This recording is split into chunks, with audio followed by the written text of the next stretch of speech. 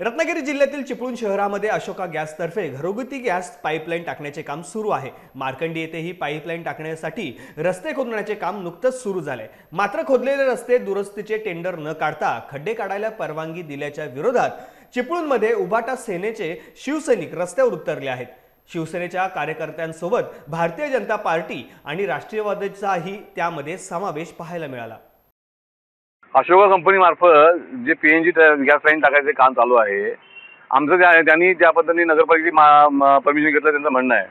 आमचं नगरपालिकेला एवढंच सांगणं आहे की 8 महिने होऊन सुद्धा आपण कोणत्या प्रकारे टेंडर प्रोसेस केलेली नाही आणि मी रस्ते खणायला सुरुवात केलेली आहे। जर हे रस्ते खणले गेले तर ते पुन्हा लवकर भरले जाणार नाहीत। आमचा आक्षेप आहे कारण की यावेळी विधानसभा लोकसभा या वर्षी निवडणूक आहेत आणि येत्या महिन्याभरात लोकसभा निवडणूक लागतील, आचारसंहिता लागेल, त्यामुळे कोणतंही टेंडर होणार नाही।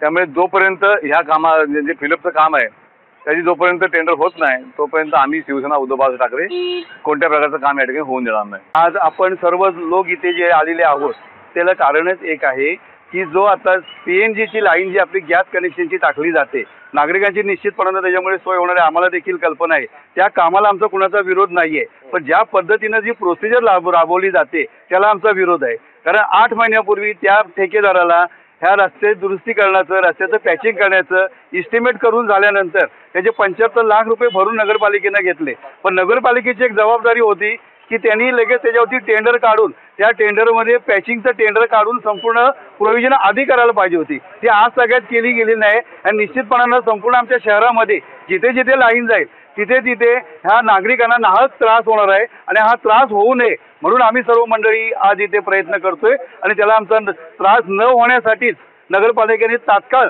पावलं उचलावी ही आमची मागणी आहे। शिवसेनेचे नगर शहराध्यक्ष जे मोदी साहेब जे इथे उपोषणाला बसले त्यांचं जे म्हणणं आहे त्याच्या विरुद्ध आमचं म्हणणं आहे की हे जे रस्ते आहेत हे रस्ते रुंदीकरणाचं जर प्रपोजल नगरपालिकेत आहे तर अशा पद्धतीची लाईन टाकणे काही गरजेचं नाही आहे। म्हणजे काम करणं गरजेचं आहे, पण त्याचं प्रयोजन असं केलं पाहिजे की पहिले रस्ते रुंदीकरण केले पाहिजे, त्याच्यानंतर पाईपलाईन टाकली पाहिजे। उद्या हे रस्ते रुंदीकरण होणार तर या पाईपलाईन बरोबर रस्त्याच्या मधोमध येणार, उद्या जर ती लीक झाली तर परत खोदाखोदी करणार, त्याला जबाबदार कोण?